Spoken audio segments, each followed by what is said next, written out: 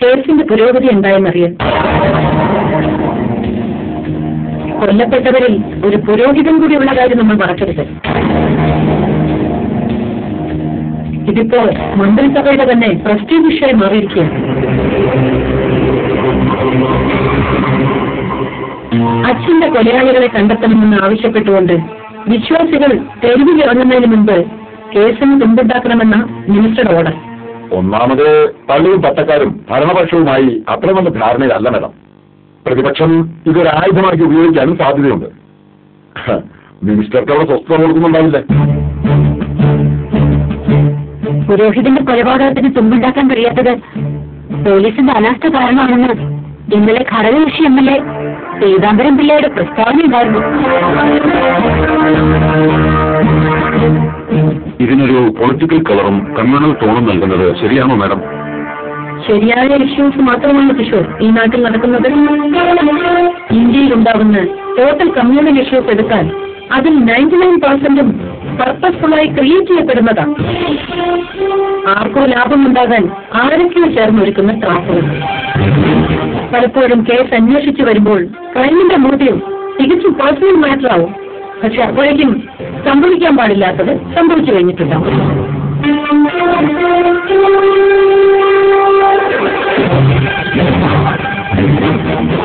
ഇങ്ങനെ നമ്മുടെ അന്വേഷണത്തിന്റെ ആദ്യഘട്ടം പള്ളിയിൽ നിന്ന് ആരംഭിക്കുന്നു.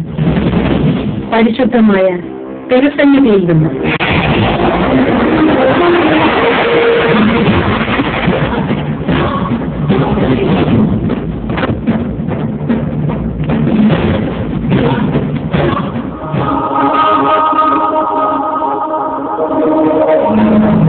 അപ്പൊ കൊട്ടേക്കാട് അച്ഛന്റെ മരണവും ആനിയുടെ മിസ്സിംഗും തമ്മിൽ ബന്ധമുണ്ടെന്ന് ഫാദറിന് ഉറപ്പല്ലേ?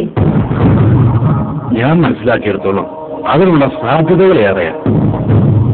ഒരു ഇടവക പുരോഹിതന്റെ സാധ്യതകളും പരിമിതികളും ഉപയോഗിച്ച് ഞാനിവിടെ എന്റേതായ ഒരു അന്വേഷണം നടത്തിയിരുന്നു. അതിലറിയാൻ കഴിഞ്ഞത് ഈ പറഞ്ഞ ആനിയുടെ ഏറ്റവും അടുത്ത മിത്രമായിരുന്നു ഫാദർ കൊട്ടക്കാരനെന്ന.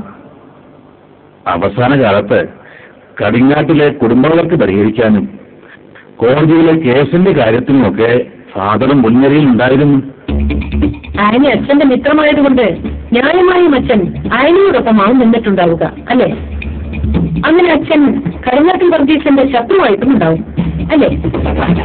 അതൊക്കെ നിങ്ങൾ പോലീസിന്റെ ഇന്റർപ്രിട്ടേഷൻസ് വിടുന്നു. ഞാൻ അറിഞ്ഞ കാര്യങ്ങൾ പറഞ്ഞെന്ന് മാത്രം.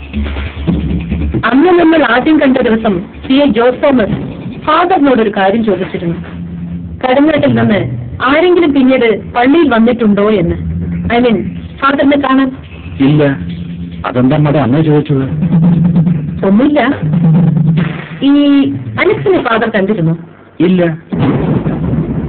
ഞാൻ ഇടവക സന്ദർശനത്തിനിടയിൽ ഒരു തവണ അയാളുടെ വാടക വീട്ടിൽ കയറിയിരുന്നു.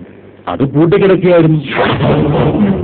അലക്സ് ഇപ്പോൾ താമസിക്കുന്ന വീട് ഫാദർ കൊട്ടേക്കാരന്റെ ഒരു ബന്ധുവിന്റേതാണെന്ന് കേട്ടു. ശരിയാണോ? എന്തോ അതേക്കുറിച്ച് അറിയില്ല. ഫാദർ താമസിക്കുന്നത് ഇവിടെ തന്നെയല്ലേ? അതെ മാഡം. രാത്രിയിൽ എപ്പോഴെങ്കിലും ഇവിടെ അസാധാരണമായ വിധം എന്തെങ്കിലും ശബ്ദം കേൾക്കുകയോ മറ്റോ ചെയ്തിട്ടുണ്ടോ? ഇല്ല. എന്ന് അല്ല, ഫാദറിന്റെ കല്ലറയ്ക്ക് സമീപം അപരിചിതരെ ആരെങ്കിലും കാണുകയോ മറ്റോ? ഇല്ല.